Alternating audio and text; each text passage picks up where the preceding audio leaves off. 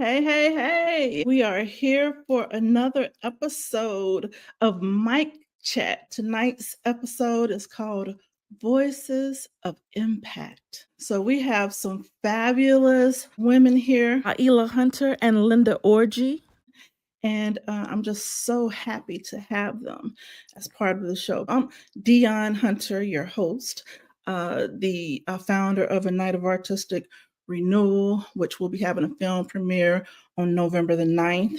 We hope to see you all there. Just visit www.anightofArtisticRenewal and check out our website and pick up your tickets. Champagne appetizer, film premiere, and then a Q&A with these fabulous women. One of these young ladies I've known for about, let's say, a whole bunch of years. She is my sister, Laheelah Hunter.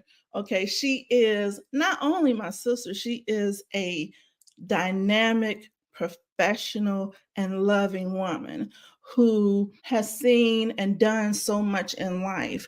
She has done everything from runway model to print model to radio host to working with a Fortune 500 company, and then working for the union, and then volunteering. Just a very dynamic woman. So, and again, that's Laheelah Hunter. So I'm gonna bring her up on stage, and then we'll bring on our next guest. Laheelah, how are you? Fantastic. How are you, sister? I'm pretty good. How is your day going so far? It's been a rush day, but it's been pretty good. Got a little chiropractic adjustment, so I'm feeling better than I have. So next, let me bring up our next phenomenal guest. This woman I've known for a little bit less years, but still several. I saw some of her work. She had something to say. It means a lot because a lot of people talk and don't have nothing to say. But this young lady has a purpose, and her words have power. Thus the title of this show. Her family is originally from Nigeria. She has written, ghostwritten plays, books. She's authored her own books, a book series. She was a finalist during the Gantt Center's Spoken Dreams show, has performed with us for the past 4 years during A Night of Artistic Renewal, and she has blown the audiences away during each and every performance. Let me bring to the stage the phenomenal, the extraordinary Linda Orji. Wow. It's like you grind and you don't realize how much you do until someone actually starts speaking and listening out. You're like, is that me? She talking about me? Yes, we're talking about you, honey.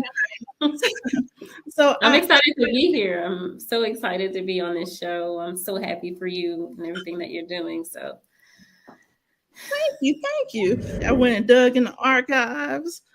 Let's see what we can do here. A journal.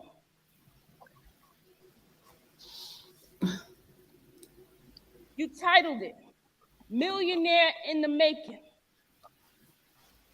You wrote yourself a visionary check that you will hope to one day cash in. You jotted down all your ideas and started shaking and baking. Check it. Not going back into the office, period. Linda, you were serious. You see, a few seconds left in the final quarter, the job came at you on a fast break. During the COVID outbreak, they tried to hit you with the crossover. You're back, game over, owned your own time, broke down all your services, mark them with a $sign and a contract. Direct deposit requested, no in-person contact. You read books by Mark Batterson, Miles Monroe, and 50 Cent. You took risk after risk while people was getting on you diss after diss. Yeah, your phone was hella cracked. Yeah, sometimes the screen would go black and you had to turn it off and on just to get the power back. It took payments though. PayPal, Zelle, Cash App, and Venmo. That clip is going to tie into both of you all.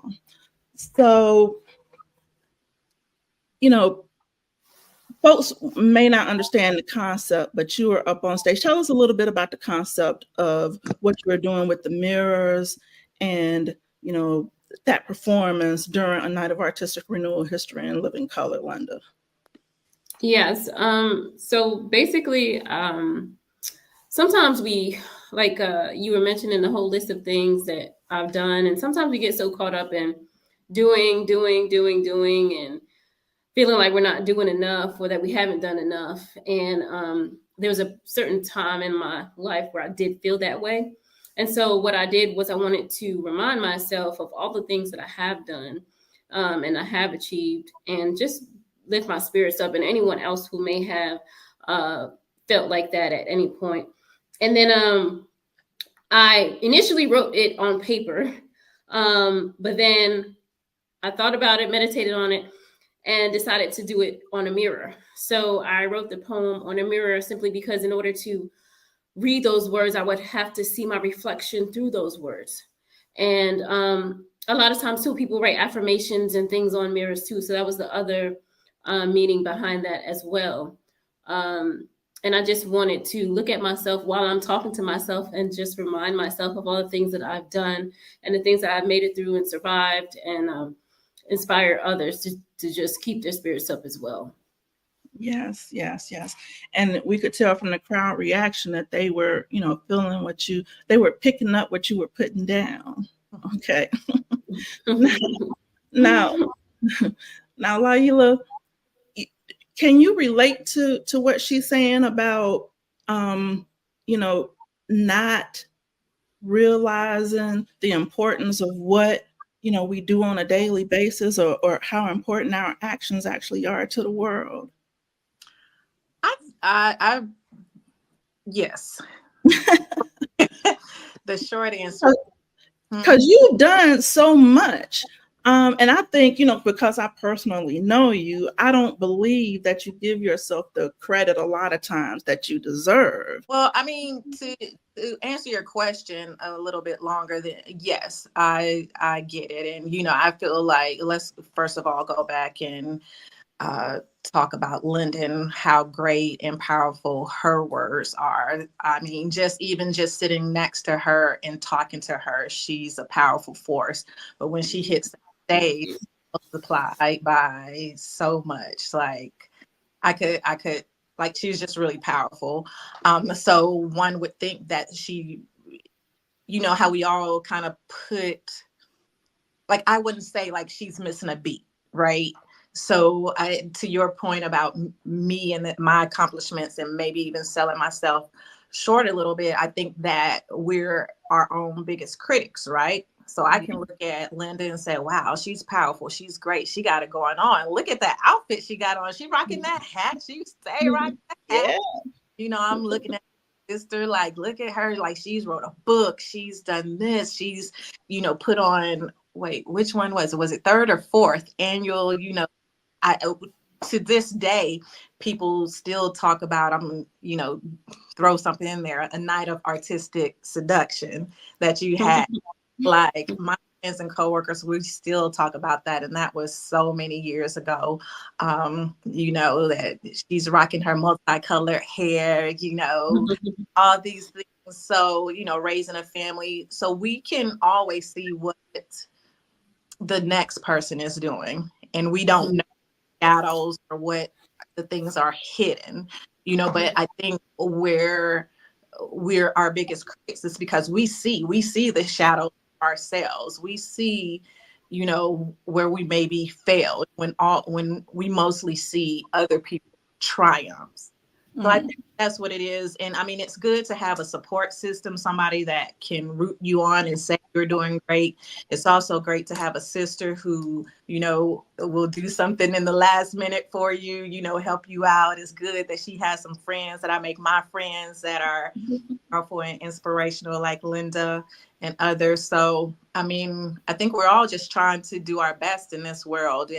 And, you know, as long as we don't pay attention to a lot of the social media that's only showing the bright side of things, and that we actually have real conversations about what's going on in our lives, we'll see that the next person probably struggled, and hopefully they can bring us along to help.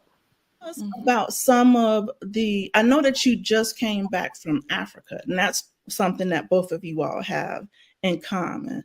You just came back from it, and pronounce the name for me correctly. So we say Tanzania over here, but I got corrected several times over there by some of the locals, and this Tanzania is how they pronounce it over there.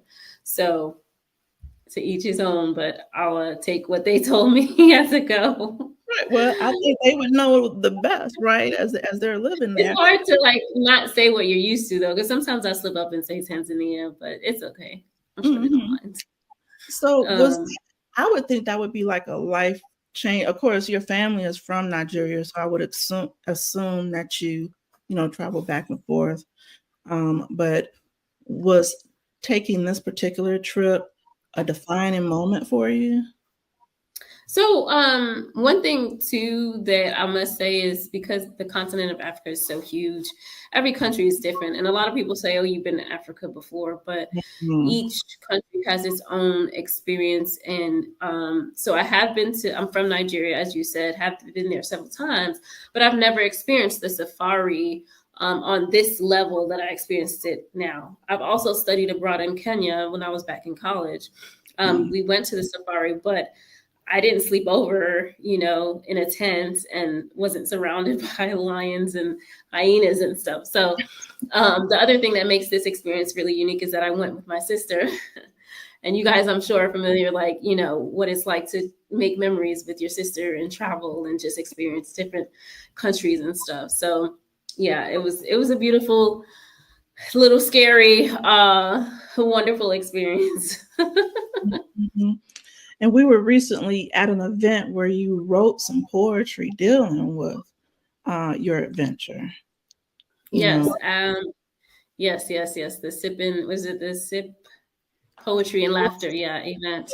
I just talked about what it was like to come back, because one of the things that I realized is sometimes we don't appreciate certain things when we're here because we're so much on the go. And we have these goals and everything. And to see these people just be happy with their cows and, it was just like, a breath of fresh air. And one of the things that they taught us there when we were in Tanzania is pole pole, which means slowly, like just calm down, relax. Everything's going to happen, So the guide that was showing us around, we were like, well, what's this? Or what's that? And he was like, there's a saying we have here and it's called pole pole. And it just means to just relax, enjoy the moment, and that's what I brought back with me is just everything's going to happen the way it needs to happen. Just breathe, be present in the moment and just enjoy life. Yes. So Laheelah, you went to a part of Africa as well. Now, Linda has gone, like she said, 7 times. Plus, this makes 8, correct? Or to what, the continent? Yes. So about that, about that. Probably a little less, but about that. Okay. So Laheelah, I know you had your first visit. How was that? I know that was a defining moment in your life. So tell us, what struck you about your visit, to the continent of Africa? Well, I went to South Africa, so Cape Town. So, not a lot of people, especially people, are like gung-ho for South Africa. I went there, it was more of a celebration for one of my dear friends' 50th birthday celebration. So, Cape Town, actually, where we stayed, it was kind of like a strip, like you're in Miami, actually. So it wasn't a ton of cultural things right there on the strip. So it was just resorts and the beach and what have you. But we did go to Robben Island, where Nelson Mandela was imprisoned. And so that was very powerful. And me, if anybody knows me anyways, I inquire all the time. So even with our guide, he might he might say something, and I need one, like, you got to give me more details. So that was, it was just, I don't want to keep saying powerful, but it's, I know I have friends too who had, traveled several countries in Africa. My friends actually, for their birthday, had went to many different countries, and say they had a little bit of a different experience, whether it was going to Ghana or what have you. So culturally, it was, great to see a aspect of Africa, right? Mm-hmm. Kind of I would say a nice introduction, because like Linda said, like, there are things that I want to do to help, other countries and have different experiences, but I don't know that I necessarily wanted to be in a tent or in the bush or what have you for my first visit. But, I would back, I did do a little paragliding. So, so mine was, I don't know how, intense Linda's was. Mine was kind of a relax, chill mode, saw a few historical things, but, it was still like, I can now say, like, okay, I went to South Africa. Okay, when's my next trip? Am I going to go to Ghana? Am I going to go to Zimbabwe? Where am I going to go next? And just really focus on just more culture, and even just like real estate there. Like, do I want a home, somewhere there, just to relax and be with the people. So let's expand on that a little bit. So even, you brought up some good points. You said even though and on the strip and like Miami, but those are important things, I believe, because a lot of times the media tries to portray all parts of Africa as National Geographic. Exactly. So to say that there's, resorts and, we're paragliding and we're hanging out and we're having a good time, that is important for people to know. Okay. Also, how was it with meeting your African brothers and sisters, Well, first of all, they're the best. Oh, but I don't know if everybody's nice, because, our dollar literally is like 7 to 1, So working in some of the industries, the restaurants or what have you, it just really does pay to be kind. But everybody was so kind. The food was great. Like, I definitely could have stayed there longer. And to your point, that is true, that people do, because if people aren't educating themselves and going beyond what they see on television or in the documentary or what have you, then, you do have those fears of, oh my gosh, Africa, I don't want to go there. Let me go to, France or something. And there's just beauty within, and like I said, just even having friends that are buying real estate in Ghana and things like that. So yeah, we did the club. But ultimately, I just felt very comfortable. There wasn't anything that I was afraid of. They have people that ask for money, just like we have people that ask for money on the streets, but just seeing the colors, the vibrant. The last thing, I showed you the dress that I had tailored there. Some of my friends, we got tailored dresses and outfits, and just to be able to go into a shop and get measured and have a dress made for you the next day and get your alterations the same day and just come back I wore the dress to the Night of Artistic Renewal last year, and it was just very beautiful, and just to have a piece that was custom for me, that's it's nice. Yes, yes, yes. So, and this speaks on all of this speaks on the fact that we as a people need to travel more. Mm-hmm. And I mean, a lot of times we go on the vacation spots, the and this is good, not saying that is not, and we should do those things like the Mexico or the Jamaica or whatever the case may be. But we do want to take that longer trip, and I am a crybaby when it comes to flying long distances, and I haven't had a chance to get over, but that is on my list of things to do, like next year, is to make that trip, because we do want to get over there and see, what it is to be in our homeland. I think it would have been a great trip, like Linda said, with her sister. Different dynamics or what have you, but I think you and I would have done more of the historical approach, and kind of mapped out some things a little bit differently, but still had a good time, in the midst of a few tips. Right. So, Linda, so spoken word poetry. Okay, tell me, when did you realize that poetry was your power, was your superpower? Well, I've always, from like very young, I would say starting like 10, I used to have journals, and I would always just write.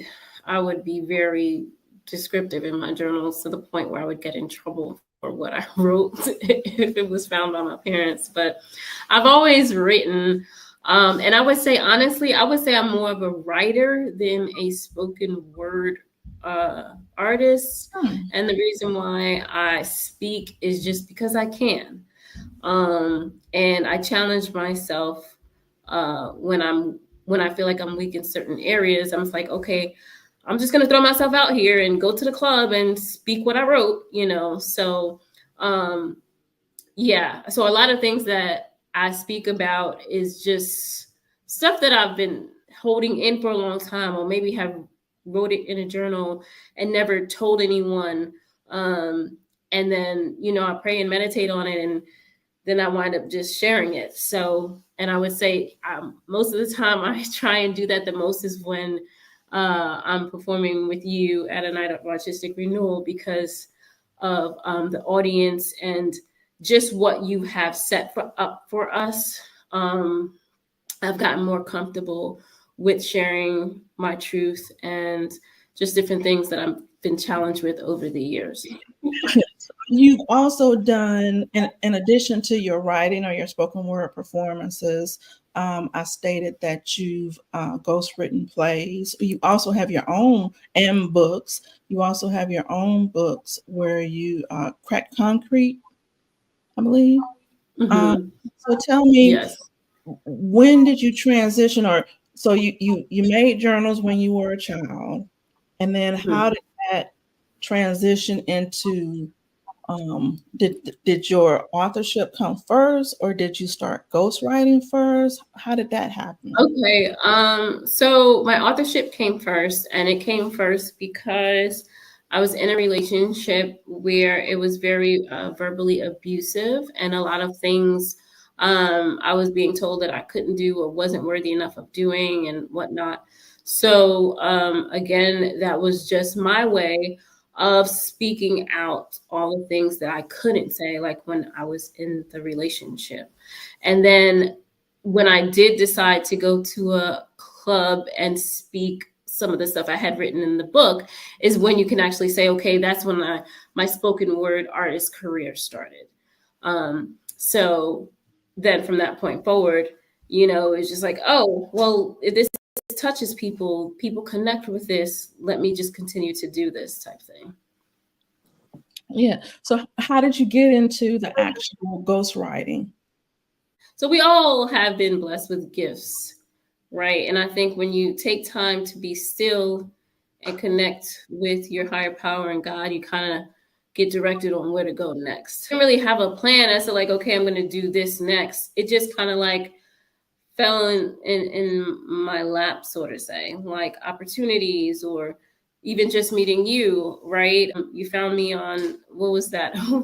That site, so I kind of just let God lead me to where I got to go next. And you and apparently he's been leading you well. I guess the hustler in me also, like I said in that performance when I was up there that you just showed not too long ago, I really sat down and wrote a list of things that I enjoy and I'm good at. And then I asked myself, okay, how can I make money from this? And so I guess that's another way of how you can say, how did I start? Kind of like, That I actually had a conversation with someone, a young lady,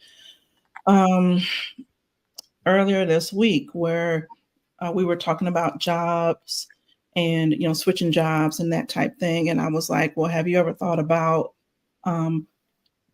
writing down the things that you're passionate about and seeing if it's possible? You might not be able to start out making the most amount of money, but maybe you can do something as far as like becoming a receptionist at the broadcasting studio.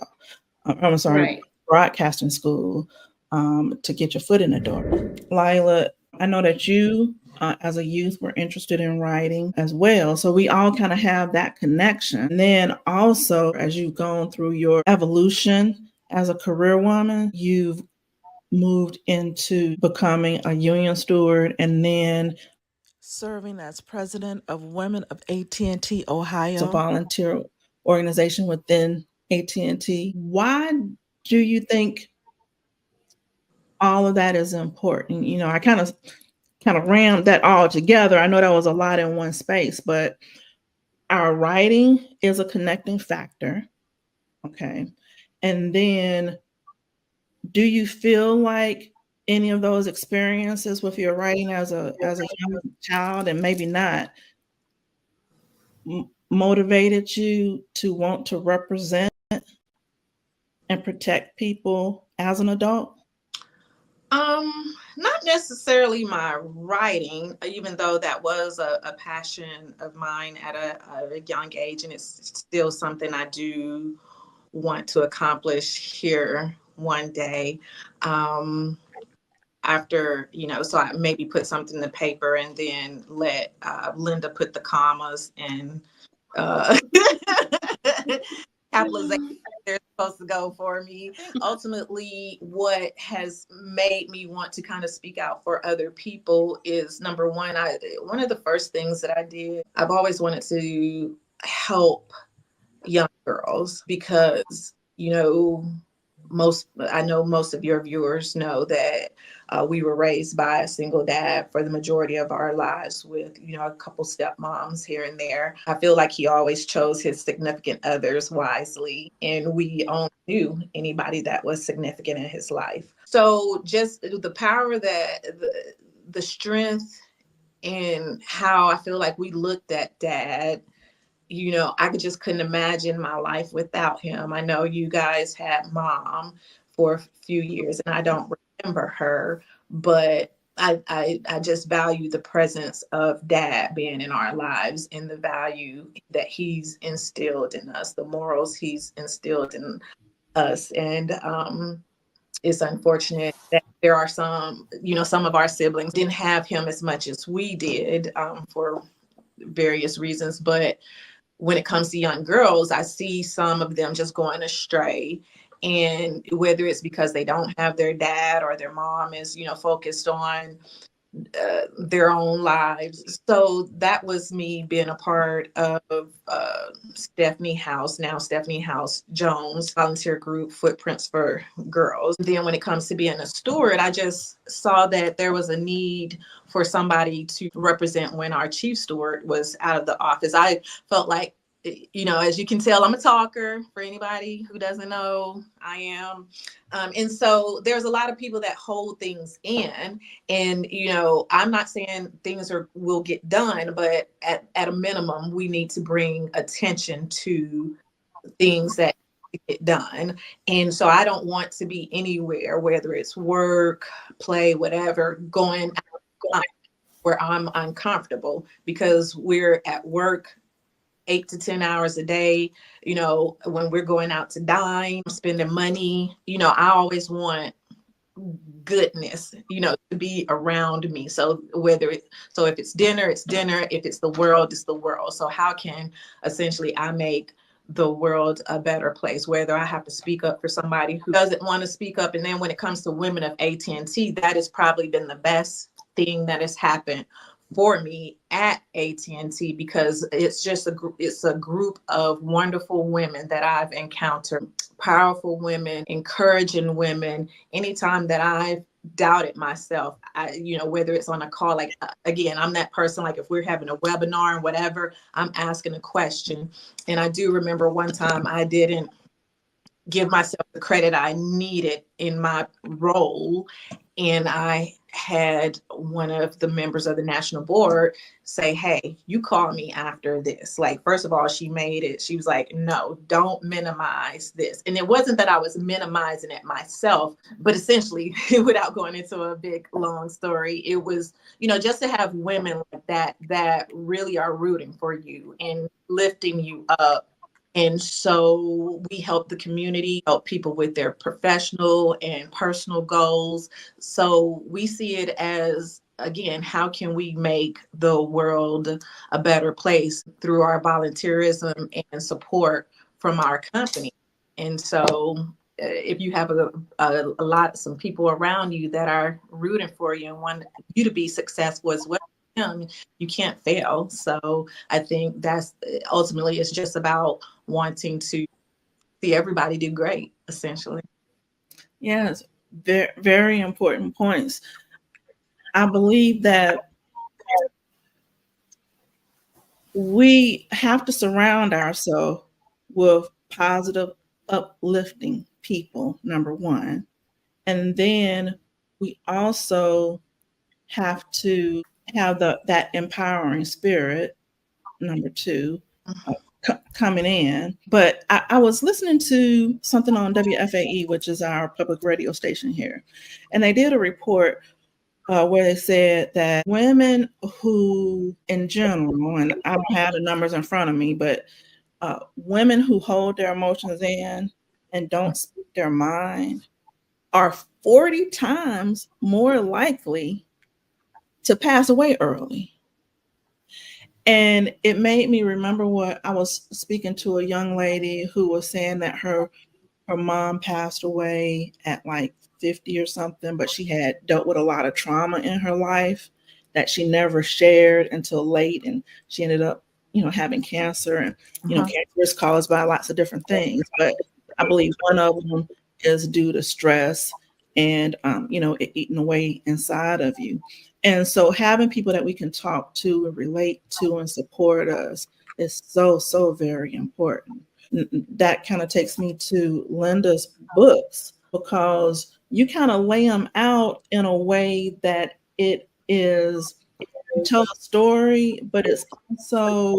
So let me just be, so the first book that I wrote is published. The other ones still have to be published, although they're written in the works, they still have to be published.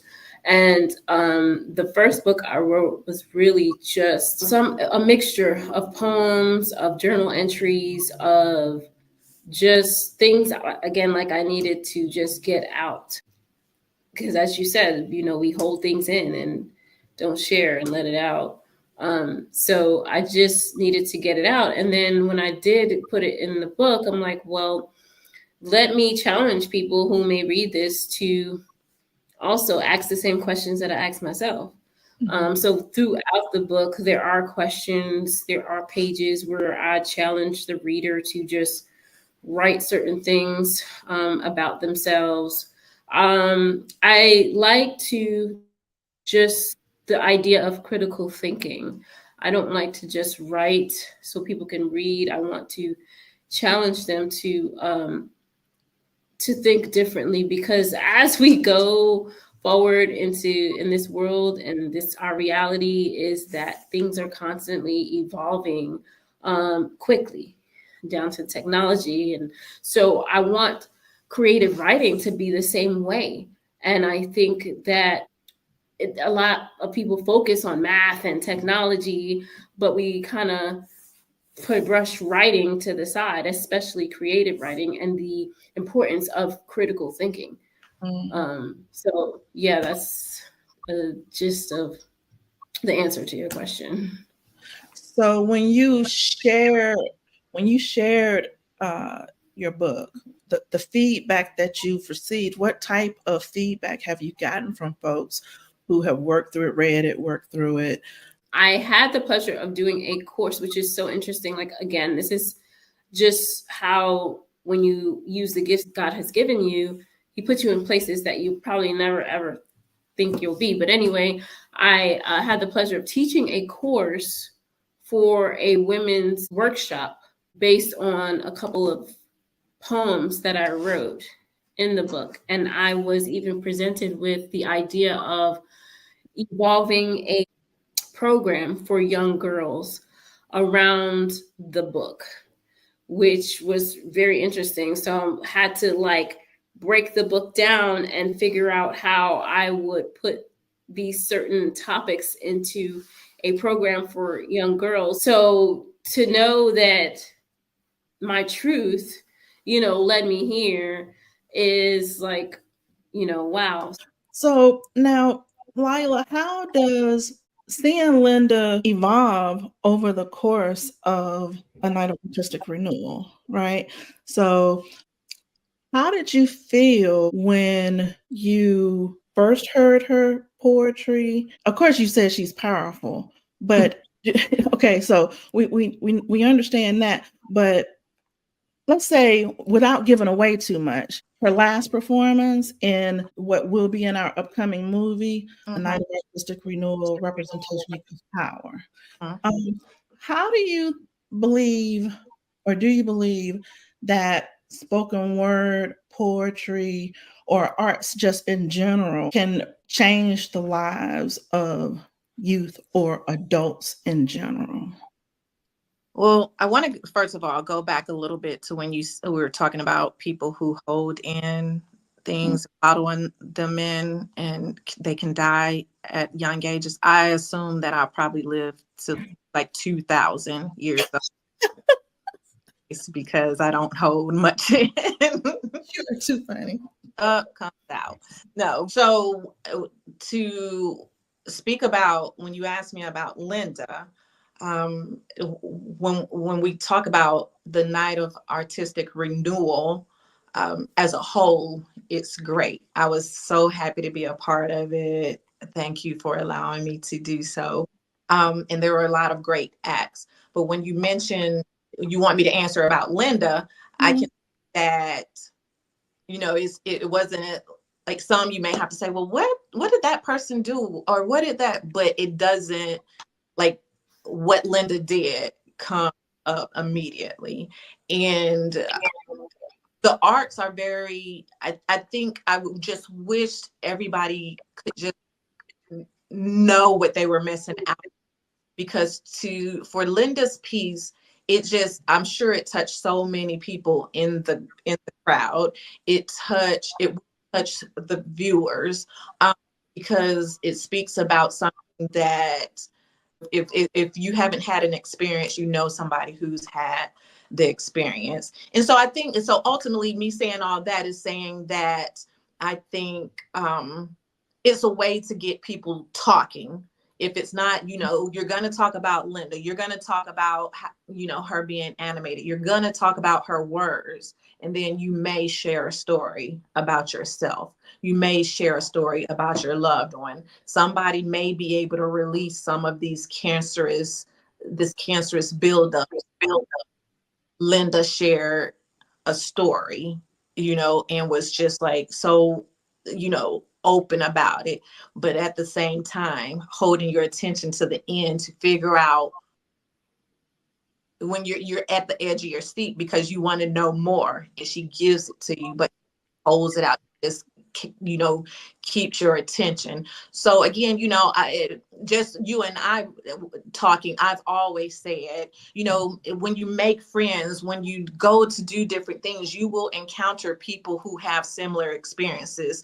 We are not the only one experiencing this life in the different things that are happening to us. So again, when you can talk about people, everybody's not going to understand your story, whether it's in poetry, a book, just being social. Everybody's not going to understand. Ultimately, all that being said, we definitely need to figure out how to get more people to be a part of a night of artistic renewal, because there's some beautiful things that people don't even know they can be doing, whether it's, dancing, African dance, or, it's you're doing a great thing. And I hope you continue on so that we can just see it just really blow up and into your audio book about your life. And Thank you. I appreciate that.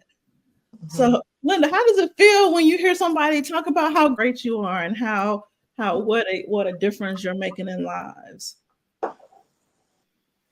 I guess I'm not used to it. I'm a bit of an introvert, so it's great, of course. It's great to hear that your story impacted, others and them. And I'm just always thinking about how much more needs to be done. So although the spoken word that I touched the people in the audience and stuff, my mind is still on those that need to hear it, because there's so many kids and so many individuals who are dealing with it and don't have any, or haven't told anyone, or haven't said anything, and it's just eating them up. Absolutely 100% true.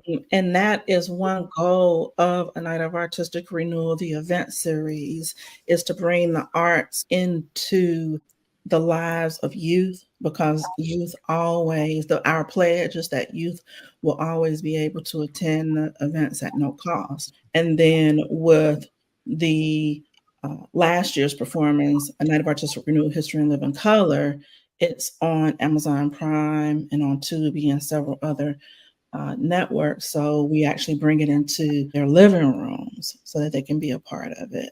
And now with this newest production is actually going to start off on a movie screen, and then we hope to expand it to, film festivals and, just everywhere. I really do believe that we have the ability to really continue to make a difference, because it's a fact that children who are exposed to the arts and have the opportunity to have their time divided in school, where they actually go into an arts class and then come back into their classroom work, are actually more energized and able to focus on their schoolwork once they get done with their artistic endeavors.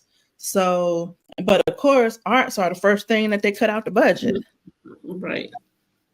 And so we got to do something, have to continue to do things to stop that. I think your poetry also, talk about a lot of historical things as well. That puts it, kids know, like, hey, I'm going to not only make a spoken word about myself, but about history. And it can be cool, it can be hip. And it also brings people, it makes people want to do a little research when you throw little things in there. And, so when you hear something and you may not know everything about it, but you're like, hey, let me check that out. Let me write that down and go Google it. I just, I do my best to support you, the greatness that you have in you. Oh. So, so hopefully you'll continue to help me as sister mama. Okay. I will definitely try. That's my goal. So, what are some of the, you have any upcoming projects? You said that you're looking to get something new published. Do you have anything else that you're working on? Or tell us about that, and then anything else that you have upcoming or goals that you want to see in 2025 come to fruition.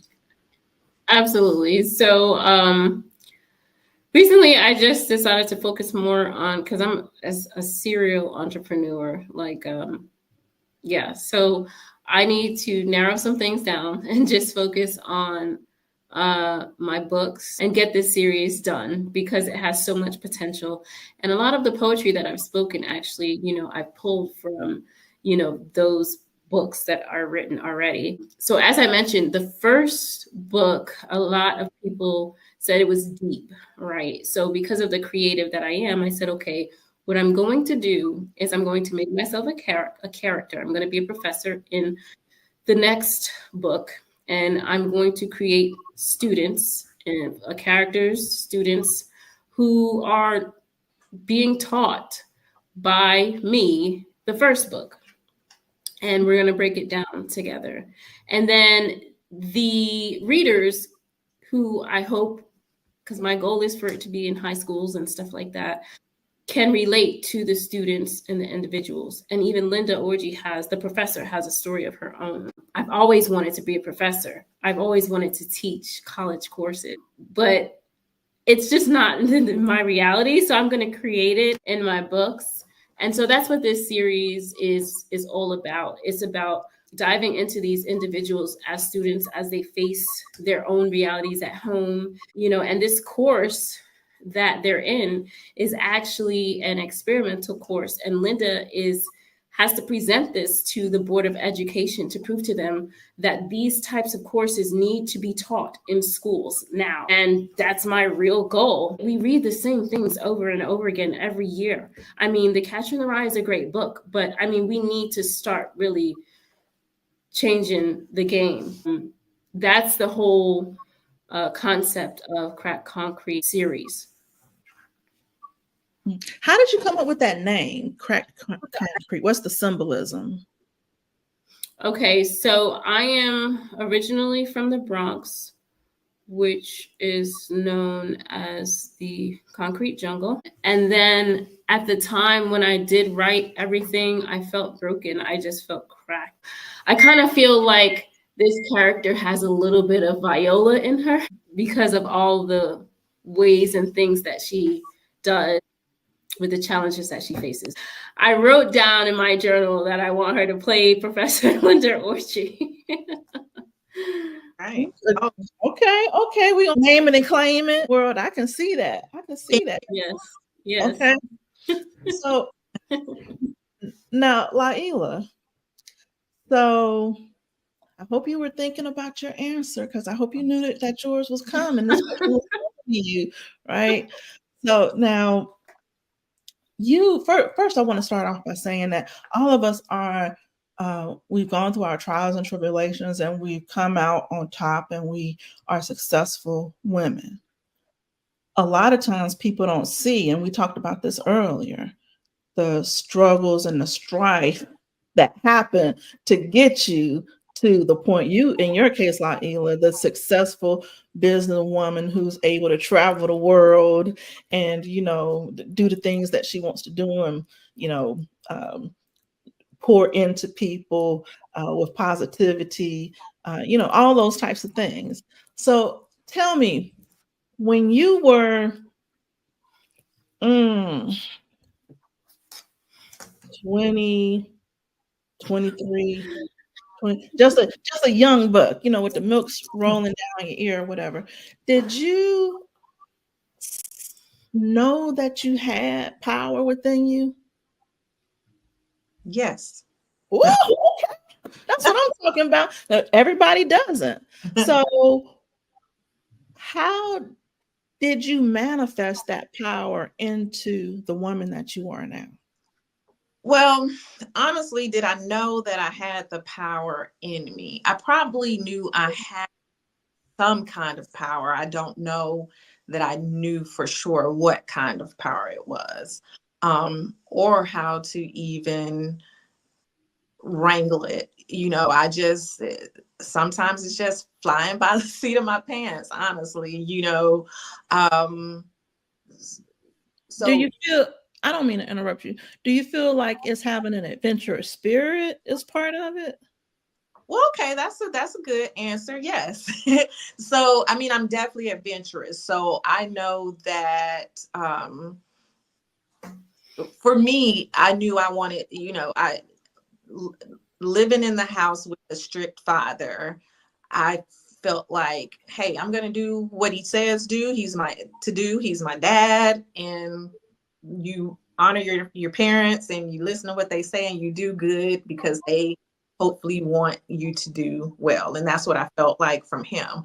But because we know he was strict, I just kind of felt like, okay, when, one of the things he told me, he said, when you get grown, get your education, you can do what you want to do and you don't have to answer anybody.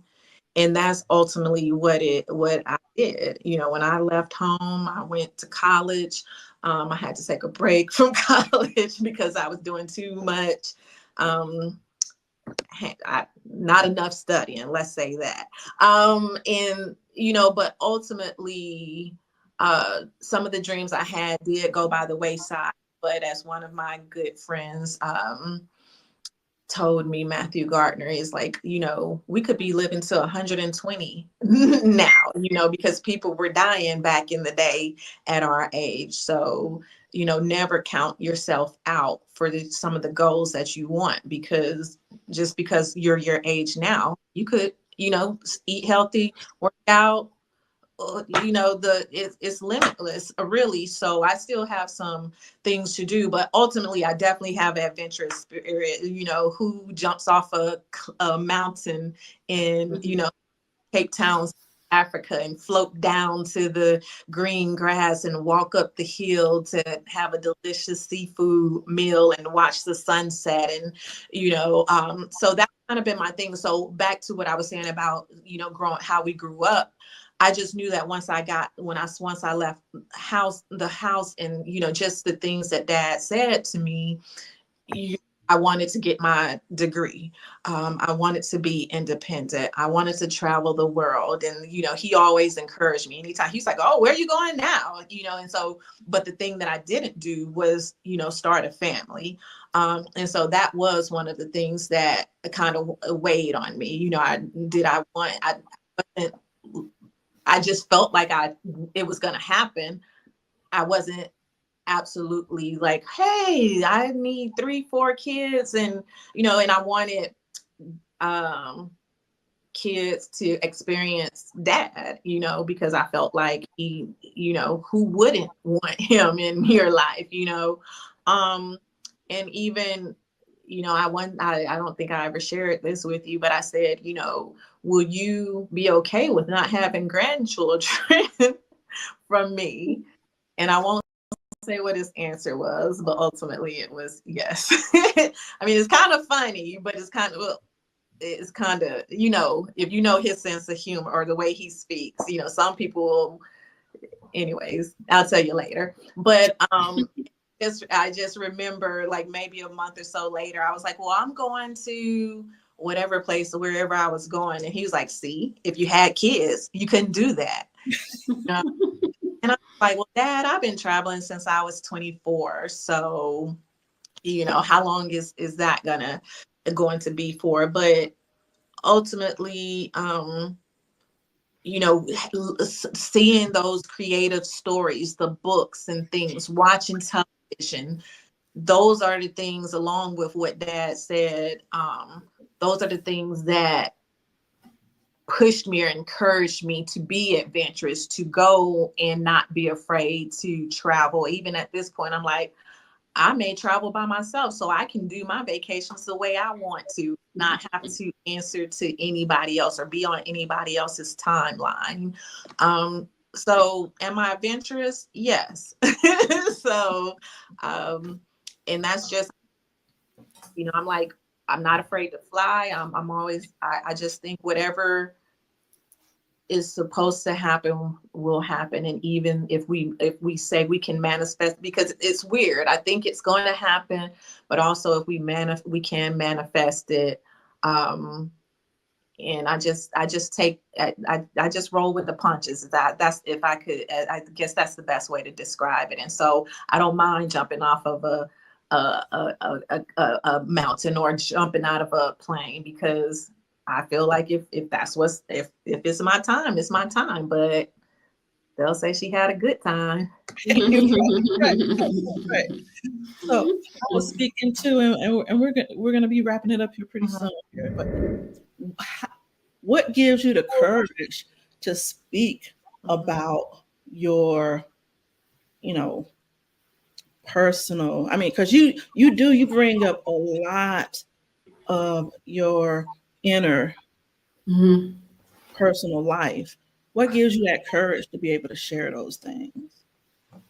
So I guess it's a little bit of everything. Like, so I guess we could go back to how I talk about how writing needs to evolve, and the courses and all that stuff. We need to try and encourage young people to, or we need to educate them within the education system about these things, because we had health class, right?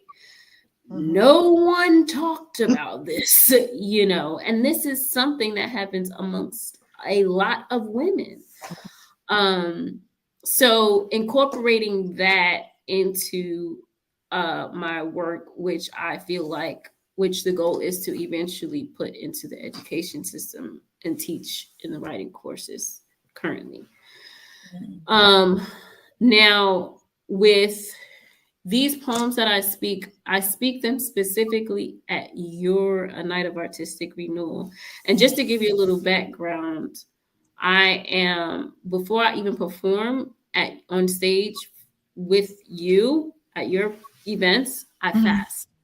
So for this last performance, with everything that was going into this poem, all the emotions and everything that I was dealing with, it's more than just me speaking. It's a spiritual thing so when y'all see me speaking, it is more like I didn't eat for the past 7 days. Okay. And so I'm giving everything, in me, and being led by spirit only, because I had something else in mind that was not the poem I was supposed to speak, and within those days of fasting, I end up, this is what you're going to do. And I'm like, okay, so like when you ask me, how do it's just a matter of being still, understanding or overstanding the assignment. Because when you give us that theme and you say, okay, representation equals power, or in living color, or whatever the case may be, I'm digging deep. I don't want to just be up there speaking. And I understand that this thing that you're doing is going to be continuous. Like, we're not just ending here. You know what I'm saying? So I'm trying to build. And if people compare my first performance or speaking at Night of Artistic Renewal, and then they look at it now, I am strictly working on the vision of where we're going, not where we're at, but where we're going. And so that is the motivation and the vision behind all the poems that I speak. And then those who have started with us from the beginning will then see by whatever time the whole story. from my first book to then my second book about me, being a professor and then teaching it, and I want to incorporate that into the performances. I mean, hopefully the next one I can get some youth up there performing with me and them being my students, and we can do some excerpts from volume 2, and then they can get a piece and actually see these poems that have been written in the books that they buy. Okay, that's great. That's great. The next the 5th year anniversary, the theme is going to be the importance of mental health in our community. And we have a couple of comments here. Kiera says, Night of Artistic Renewal is always an amazing time. She says, get that passport, y'all. And build with the people. And she says, Linda brings it home every time. And then we have Leah on here. She says, it was awesome to spend this evening with you ladies. Thanks for your stories and insight. Love you all. Okay, so we got some good comments. To Leah. Yeah. So, okay. Hey, again, Dion, is I see the work that you put into all of this, and encouraging us to be more active with Night of Artistic Renewal. But I mean, I saw you when you did support me in Dallas at the Women of AT&T, and how dedicated you are. It's like we're on trips and she's still working. She doesn't cut the TV, just there for hours. So it's inspiration to me. Hey, watching 12 episodes in a row, and get some work done. So, I mean, I can tell that this is something you want to be great, just for the world, not just for a handful of people, in the passion that you have for it. So I appreciate all of your hard work, even if I'm not working as hard as you want me to. but it's, you just keep trying and you keep pushing, and you will definitely the rewards of your work. And again, back to what you were saying about sharing, I like I said, I've told you all the time, like, get you friends or even just talking to me that you can share things with. This is Dad has always told us to be private. I am the least private of all of us, and sometimes I think it's great, sometimes I think it's bad, because does everybody know everything about me? My coworkers, they probably like, lady, so when's your appointment again? We wrote it on our calendar. Some of that I think has to do with with me being the oldest. Your dad used to always say I was the test tube baby, meaning that they tested all of their parenting ideas out on me. And then by the time they rolled down to the third child, they've gotten things worked out a little bit more. And by the time they got down, he had a total of 6. So by the time, he got down to the last one, I guess he believed that he had even a little bit more worked out.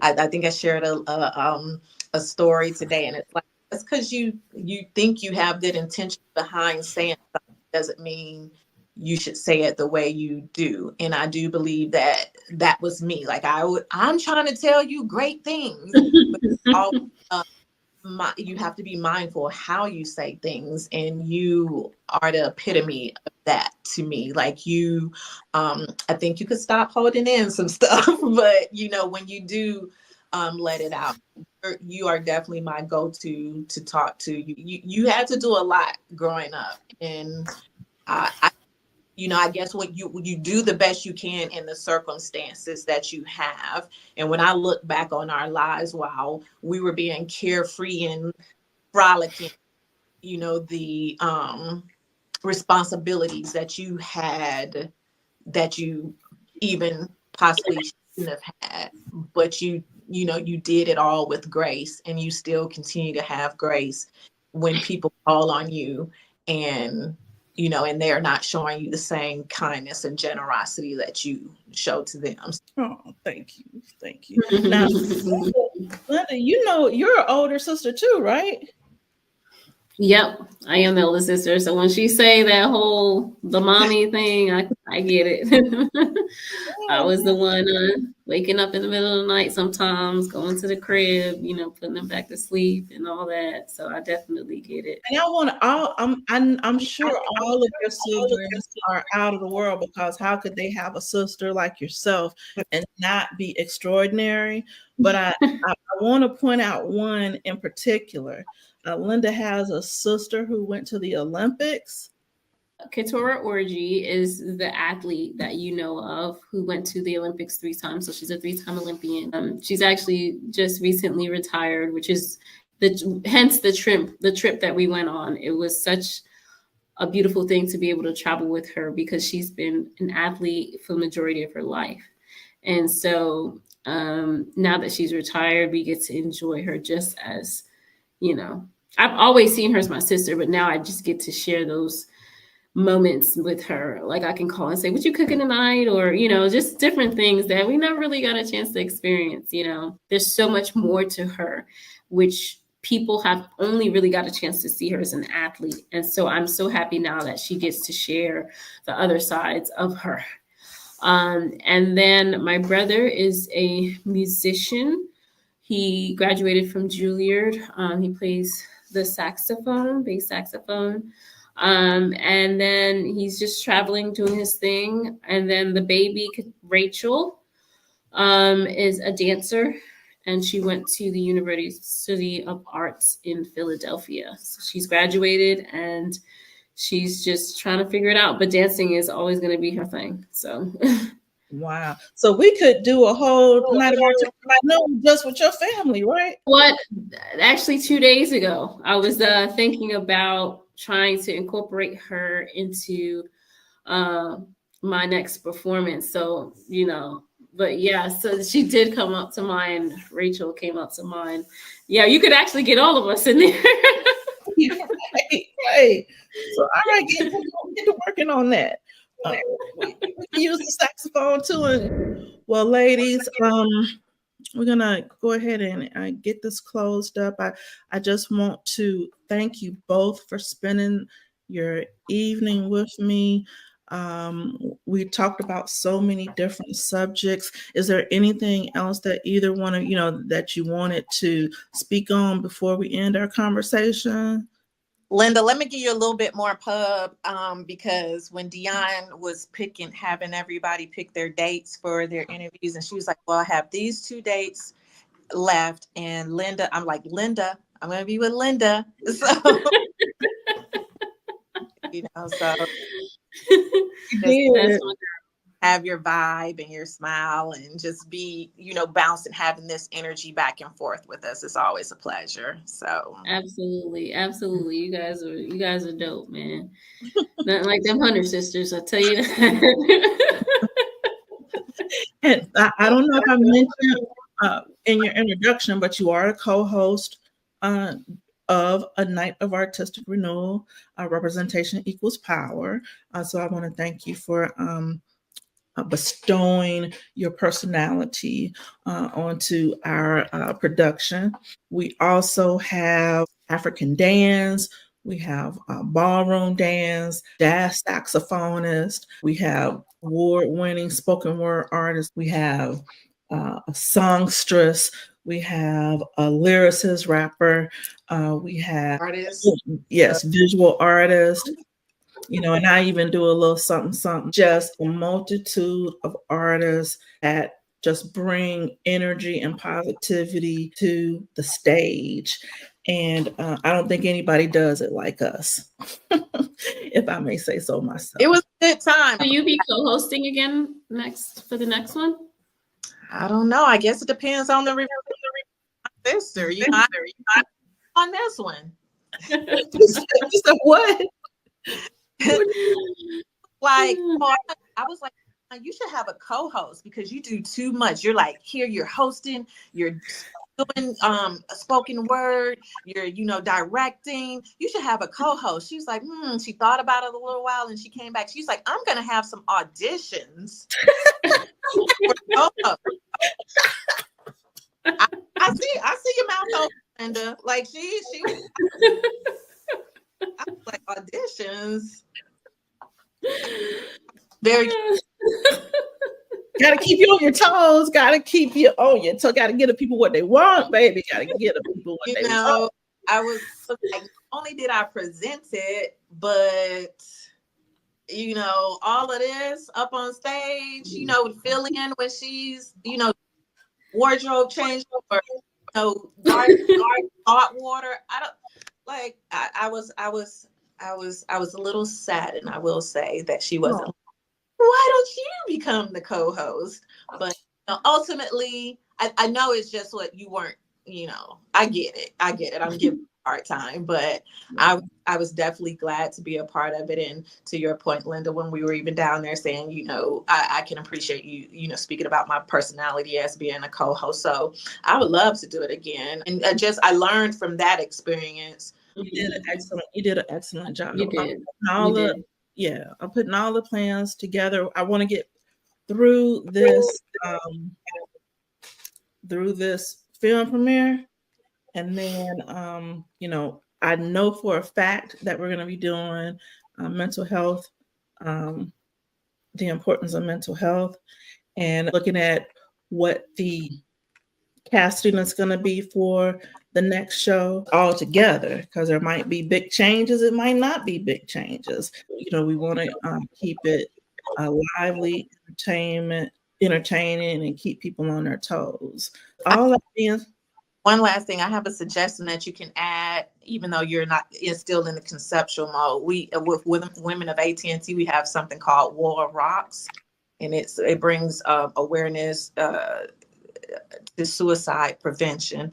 Where rocks have paint inspiring words, rocks, and seal them, and then put like the suicide hotline number on the back of them, and then after dried, we just kind of place them in the communities, for somebody who a bad, day or a horrible day, actually, if you're contemplating suicide, that maybe they can come upon this rock, and it is kind of like a divine intervention, so it's just hopefully to bring light. So maybe, that can be something as people are, coming in to check in or something, maybe have like a little War Rock space. And, it's a fun thing, even though people will be, quick little things, and then we place them in the neighborhood. So That's